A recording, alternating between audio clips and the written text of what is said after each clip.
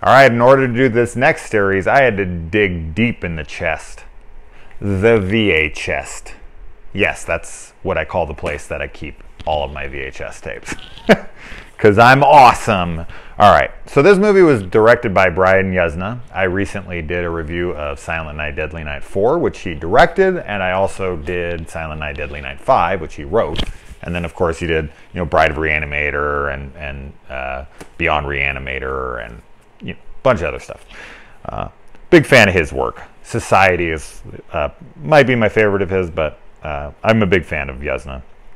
The music in this movie was done by Alan Howarth, who did the theme music, the score for Halloween 2 through 6. He did 2, 3, 4, 5, and 6, man. This guy did more music for Halloween than Carpenter by a long shot. So, I mean, obviously, he recycled some of Carpenter's, but he wrote a whole bunch of new stuff as well. Especially, I mean, fucking Halloween 3. Jesus, that's one of my favorite soundtracks ever.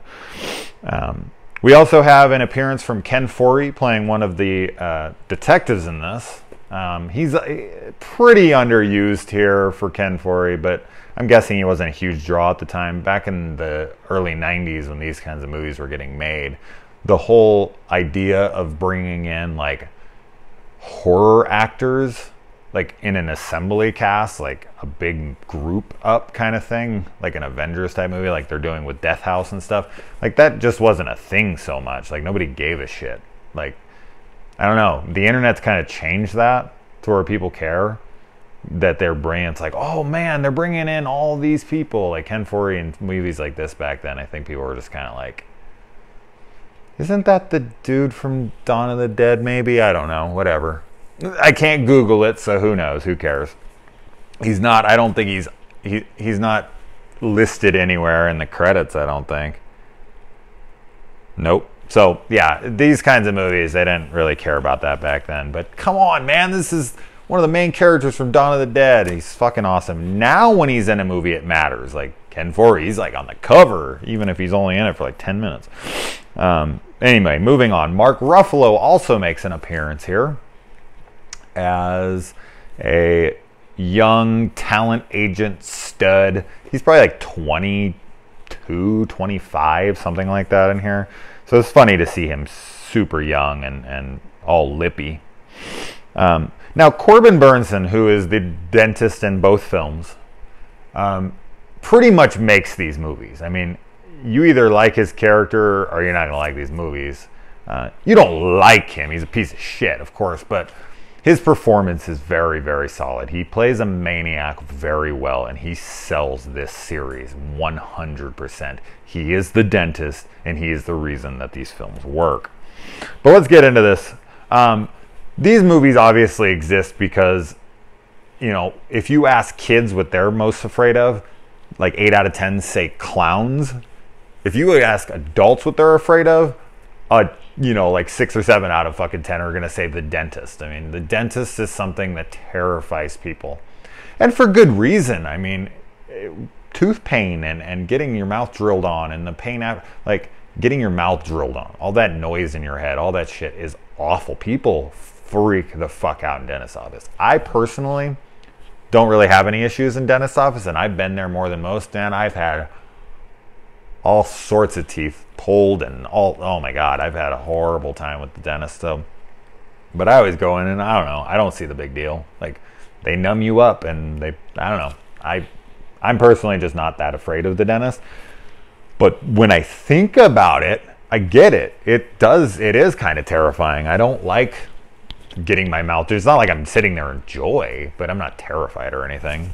But on the flip side, if a dentist wanted to fuck you, and I don't mean like have sex with you, although he kind of sort of does that in this movie, which is really fucked up. Molesting someone or fucking them while they're under anesthesia, Jesus Christ, dude, that's like death penalty shit to me.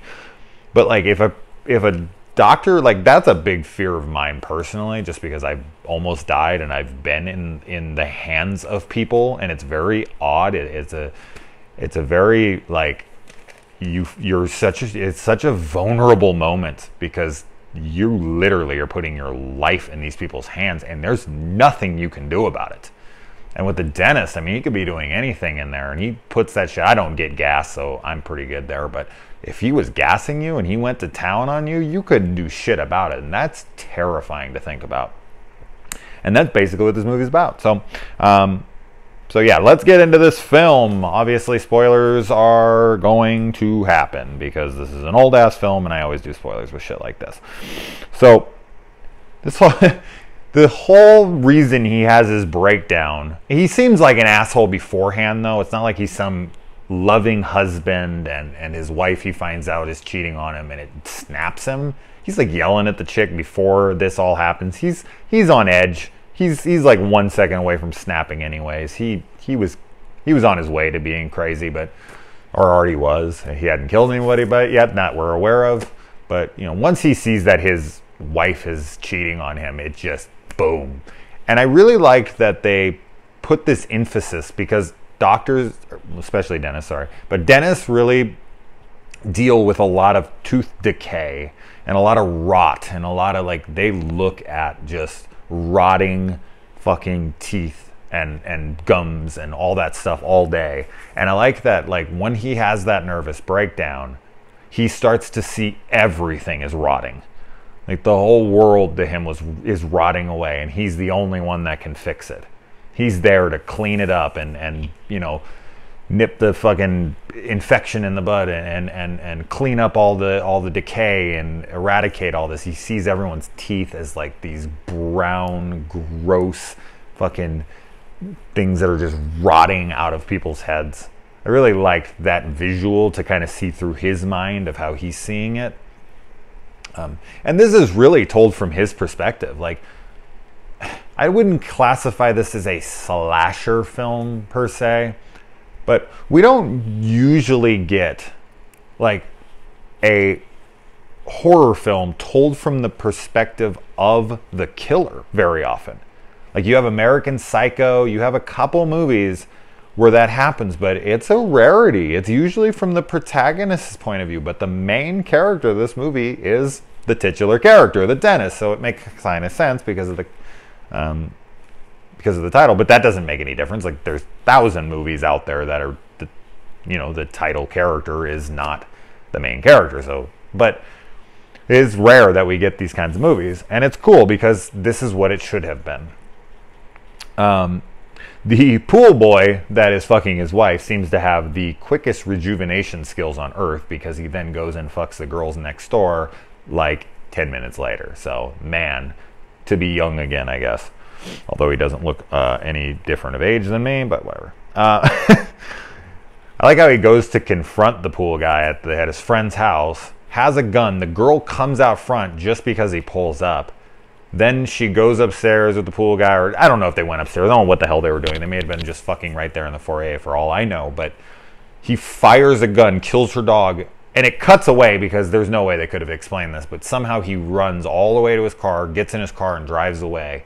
And not only isn't seen, but the neighbor doesn't even be like, oh, wait, it's probably him. She did say he came over, but it's like, the dog got shot like 2 seconds later. Like, why isn't this guy being... It's so silly. It's like she would have seen him. I get it, he's lost his mind, but it's always annoying, like, when somebody does something terrible to you and then you have to watch them take it out on other people. Like, he's harming and torturing a child and a woman who's under sedation and all these people because his wife cheated. Like, it's not their fault. Does his wife deserve to die for cheating on him? No.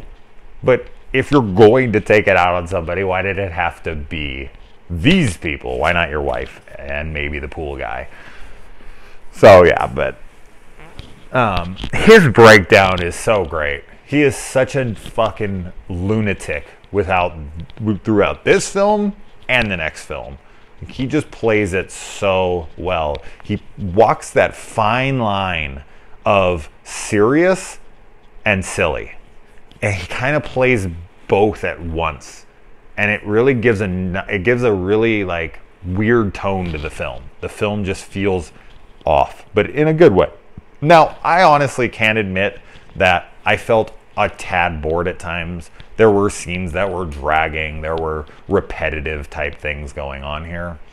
But I was always entertained when the dentist was on screen, and when he was, especially when he was losing it and he was in people's mouths, because that like close up inside the mouth is where all the oohs and the ahs and the gross and the people covering their eyes. That's where all of it takes place.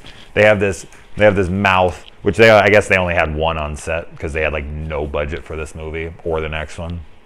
So they only had one, and they had to just keep changing the teeth out.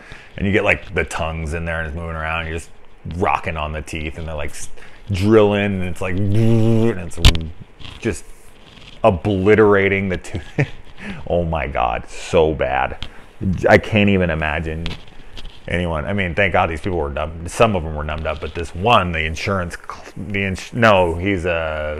IRS guy. Oh my God, the doctor from Terminator 1 through 3, the dude with the fucking syringe thing falls out of his mouth when he sees the T-1000 coming through. I love that scene for some reason. We also have to believe that the detectives that are investigating this case are doing so just from a dog getting shot. Like, this would only happen in a rich white neighborhood. A dog gets shot in a fucking normal neighborhood, especially like where I grew up when I was a kid. I don't even think the cops would have showed up. It would have been like, cares. But a white fucking rich neighborhood like that, a dog gets shot, and they get detectives who are going door to door. It's unbelievable anyway, but that's the only way I could justify the film being like, well, they are in a rich neighborhood, so maybe they would get that treatment. Oh my God, I wouldn't get shit. I barely get a squad car out here. And I actually had to call the police yesterday because somebody down the street had something going on. Anyway, and this poor little girl, this girl getting her braces off, that's the character I felt the most sympathy for throughout this film. Like, not only did they just keep pushing her appointment, like she had been wearing these braces for years, and she came in the first day to get them off. She was all excited. Not only did Mark Ruffalo's character tell her she was beautiful, and she was like modeling and strutting her stuff and feeling like all confident, then he like took it away from her by ignoring her and letting her go, and she like had her confidence ripped away from her, and then her fucking appointment was canceled because the doctors seemed to have scared a patient off, and they had to like cancel the day. So she comes back the next day and she's all excited, she gets them off and they're all perfect, and she's looking at him, and then the dentist tries to fucking kill her, pulls out a gun on her. And I love that the symbolism of like he fixed her teeth and she's got like these perfect chompers, and the way that she defends herself is by biting into him. She's actually using the teeth in which he gave her to defend against the dentist. I like that, irony there. That was cute. And I like that she lived, because I was like, oh man, Sarah, no, you can't die. Like, that's fucked up. This like little 16, 15-year-old girl who's all excited about getting her braces off and getting to be pretty, and she's all like being built up by this guy. Like, you can tell like she's been wearing these braces. She hasn't been feeling good about herself. She finally gets some fucking like moment where she's gonna get these off. She's getting pretty, and then she's like almost killed and ignored, and oh, poor girl. I was very happy that she got out of it, although it probably fucked her up in the head, obviously. But at least she got to live. And then yeah, he gets, he goes down, he's like in that room with all the students, and he's like trying to get them to all extract people's teeth at gunpoint. That was fucked up. And then he gets arrested. And then we move on to The Dentist 2, which I've already watched, so I'm going to move on over to that video. Let me know if you guys love this series. It really has a great fan base. Like, I was looking through the reviews, and there's tons of love for this film, so that's cool. And the next, well, not the next one so much, but the first one especially. Like, I was looking, I was like, oh, this is kind of a little bit of a cult classic here. I don't even know if this is on DVD for fuck all I know. I looked on one, and I didn't find it there, but I'm sure if I looked on Amazon, it'd be somewhere. But it's cool. I'm glad this got some recognition. I don't think it's amazing or anything, but it's a fun watch for sure. Obviously, if you're watching at this point, you've already seen the movie, so let me know what you thought. What scenes, if you didn't give a shit about Sarah and you wanted her to fucking die, whatever. All right, next.